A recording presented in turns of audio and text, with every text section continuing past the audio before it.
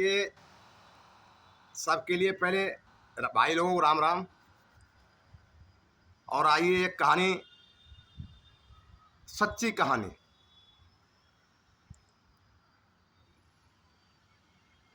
बिल्कुल सच कहानी। कोई इसमें फेक वाली बात नहीं। जो भी सुनाएंगे सच सुनाएंगे। जो मेरे साथ आज बीती मैं वही सुनाऊंगा। और आप पूरी वीडियो देखिएगा तभी आपके समझ में आएगी।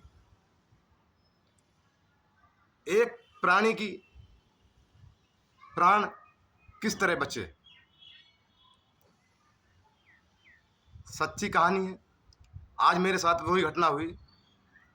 ना जाने वो व्यक्ति की प्राण हमारी बातों की वजह से बच गए।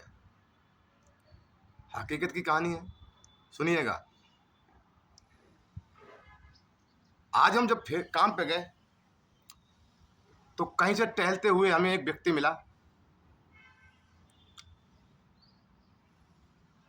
और उस व्यक्ति का नाम लक्ष्मण नाम, और बहुत ही बड़ा होटल उसके पास। लड़के बच्चे परिवार पूरा कैसे बर्बाद हो गया। और फूट फूट के सड़कों पे रो रहा है। यकीन नहीं मानोगे, उसके आंसू देखकर हर व्यक्ति के आंखों में आंसू आ जाएंगे। ना भला आदमी फूट फूट के आज सड़कों पर रो रहा है अपने प्राण देने के लिए। वो घर से निकला, रास्ते में मुझे मिल गया तो कहने लगा, भाई श्याम भाई राम राम। तो हमने कहा भाई राम राम। तो रुक गया रास्ते में, एक छांव में बैठ गए और एक दूसरे की बात चलने लगी। तो गरीब आदमी की कहानी बड़ा ही अजीब होती है, दिल को झकझोर देती है, बिल्कुल आत्मा को मरोड़ देती है। यकीन नहीं मानोगे, इंसान की जिंदगी क्या है। तो वो व्यक्ति कहने लगा कि श्याम यार क्या बताऊं, आज मेरे कुछ समझ में नहीं आ रहा है। मैं अपनी घरवाली को खड़ा कहीं रोड पर छोड़ आया हूं और ये केले मेरे पास हैं। मैं केले लेके आया हूं उसके पास लिए, और वो भूखी है कई दिनों से। औलाद ने मुझे इस तरह कंगाल कर दिया कि मेरे पास मरने के अलावा और कुछ रास्ता बचा नहीं। तो मैंने कहा नहीं नहीं नहीं, मरने की बात मत कीजिएगा। व्यक्ति इतना रो रहा है कि मैंने कई एक बार उसके आंसू पोंछे। और यार फटक फटक रो रहा था यार, मेरे भी कुछ समझ में नहीं आ रहा। तो मैंने किसको क्या समझाऊं, मैं खुद गरीब आदमी।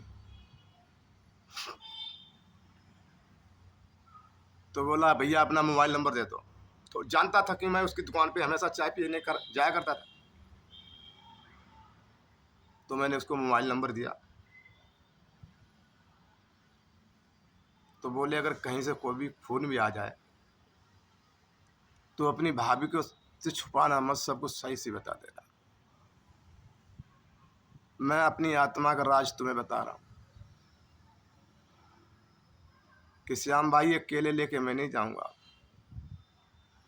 क्यों, मेरे दो लड़के, दो बहुएं, परिवार, होटल, आज सब कुछ बर्बाद हो गया। और मैं दिन रात रोता हूँ, यही सोचता हूँ, हे भगवान ऐसा कौन सा कर्म हमने बुरा किया है जो मुझे औलाद निकम्मी मिल गई।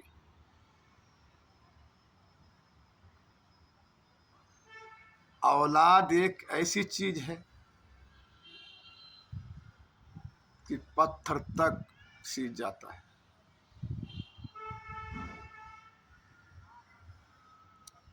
औलाद कमीनी निकल जाए, खराब निकल जाए दोस्त, तो इससे बड़ा जिंदगी में कोई दुख हो ही नहीं सकता।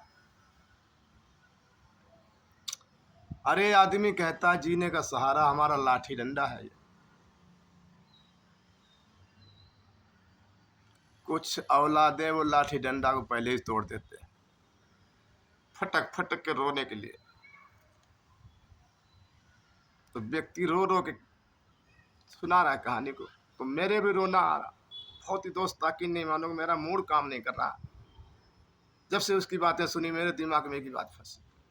तो बोला आज मैं कहीं जा कर के अपने प्राण छोड़ दूंगा, या तो फांसी लगा लूंगा, या कहीं गाड़ी के नीचे आके मर जाऊंगा, या कहीं एक्सीडेंट कर लूंगा। तो मैंने कहा नहीं नहीं नहीं नहीं, ये गलत है।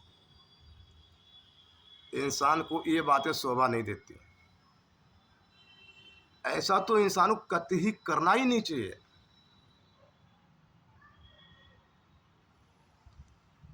अरे इंसान का जन्म मिला है, हम लीला है करते हैं। हम इस संसार में लीला ही करने आए हैं। और कैसी लीला है, हमारे कर्मों की लिखी हुई है। कुछ हमारे कर्मों के ऊपर जाता है। कहते हैं, एक दुआ लिख रखा है किसी ने कि जो विधि कर्म में लिखी विधाता, मिटाने वाला कोई नहीं।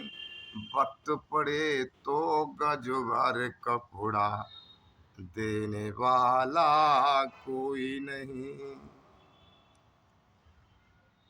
वक्त पड़े तो गज भर कपड़ा, देने वाला कोई नहीं। वक्त पड़ा था राजा हरिचंद पे, काशी जाए बिके भाई।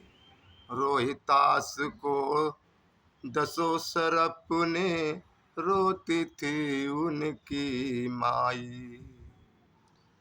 उसी श्राप से दशरथ मर गए, बचाने वाला कोई नहीं।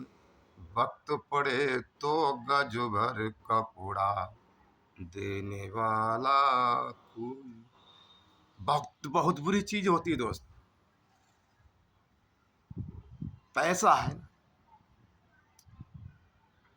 इंसान की इतनी दूरी बना देता है कि यकीन नहीं मानोगे, सोच के रह जाता है। तो मैंने उसको समझाया, मैंने कहा गलत है। और देखिए अपनी पत्नी की तरफ, भाभी की तरफ देखिए, बच्चे नाकारा निकल गए, ठीक है, लेकिन आपकी पत्नी क्या गलती है? दो बेटी हैं, उनकी क्या गलती है? तुम तो मर जाओगे, उनका क्या होगा? कहते ही मरने की मत सोचना। भगवान आज नहीं कल तो आपकी सुनेगा। अगर आपके कर्म अच्छे हैं तो आपको भगवान जरूर देखता है। सच कहानी आपको कड़वी लगेगी, लेकिन जो आज के ज़माने में ईमानदार आदमी है, सच्चाई वाला है, जो इज्जत की ज़िंदगी जीना चाहता है, उसकी ज़िंदगी में कांटे और जहर के अलावा कुछ नहीं है।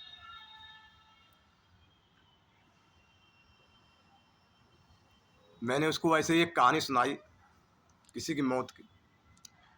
मैंने एक व्यक्ति, बहुत गरीब आदमी था और उसका भी परिवार था, दिन रात मेहनत करता था, रात कमाए दिन कमाए, और बच्चे फिर भी भूखे ही भूखे रह जाए। अपना तो पेट भरना बाद की बात।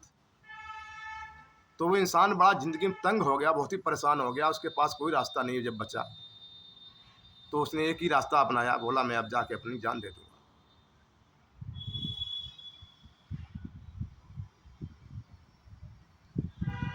घर से निकल के चल दिया। तो गरीब तो था ही। जब रास्ते में पहुंचा तो उसने सोचा खाने को भी हमारे पास कुछ नहीं है, मरना तो है ही है।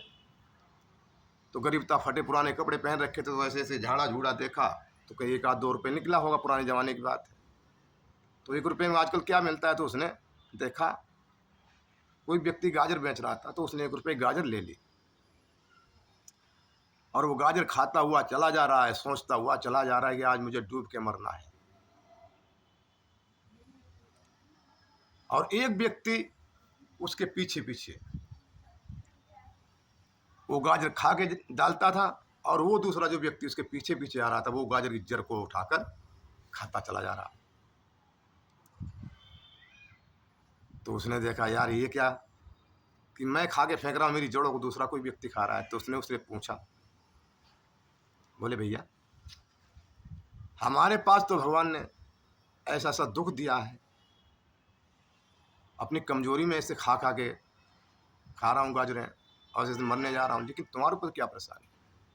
तो उस व्यक्ति ने एक ही जवाब दिया, बोले अरे भैया, आप बहुत किस्मत वाले हैं, आपकी बहुत तेज किस्मत है कि आपके पास खाने के लिए कुछ ना कुछ तो है, मेरे पास तो कुछ भी नहीं।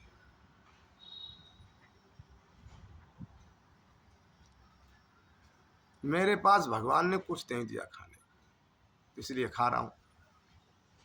तो व्यक्ति का मूड घूम गया, बोला यार सही बात है, क्यों मरूं,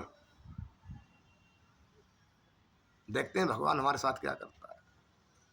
ये तो तुमने अच्छी हमारी आंखें खोल दी। तो व्यक्ति वो सोचकर लौट आया, उसकी जान बच गई। उसी कहानी को मैंने जब उसको भाई को सुनाया तो उसका दिमाग घूम गया, कहने लगा भैया आपने हमारे लिए बहुत बातों से, अच्छी बातों से समझाया, अब मेरे मन को तसल्ली मिली है, दिल का बोझ कुछ हल्का हो गया है। तो कहते हैं कि एक दूसरे से बात करने में दर्द बट नहीं जाता है, हल्का हो जाता है। हमारे आंसुओं से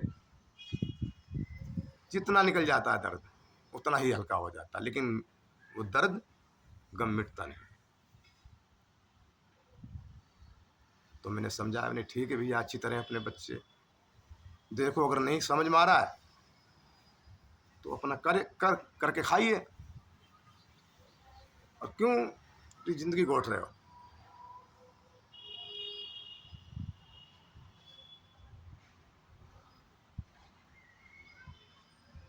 तो कहने लगा व्यक्ति कि ठीक है भैया श्याम, मैं जा तो रहा था मरने के लिए, लेकिन आपकी बातों को सुनकर मेरे अंदर बहुत ताकत आ गई, विश्वास आ गया है। तो विश्वास यही चीज है, भगवान का नाम लीजिए, सुख दुख अच्छे बुरे कर्म सब उन्हीं को सौंपिए। जिंदगी की डोर सौंपो हाथ दीनानाथ के, महलों में राके चाहे झोपड़ी में बास दे। धन्यवाद निर्विवाद राम राम कहिए, जाई विधि राखे राम ताई विधि रहिए। ये तो भगवान की लिखी हुई कहानी है, जो प्रभु ने लिख दिया, उसको कोई मिटने वाला नहीं है। लेकिन हाँ, अपने आप को उस रास्ते से बचा सकते हैं, अच्छी ज़िंदगी जी सकते हैं। लेकिन तंग है, परेशानी तो गरीब आदमी को ही आती, मुसीबत हर तरह का दुख गरीब ही जानता है, पैसे वाला दुख नहीं जानता है।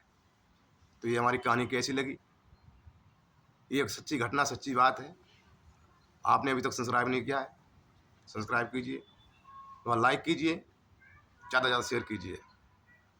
आपके पास नई से नई वीडियो हम भेजते रहेंगे। श्यामपाल वर्मा यूट्यूब चैनल पर सर्च कीजिए, हमारी आईडी निकलेगी, आपको भजन कीर्तन हर तरह की कहानी सुनने को मिलेगी। धन्यवाद। जय जवान जय हिंद।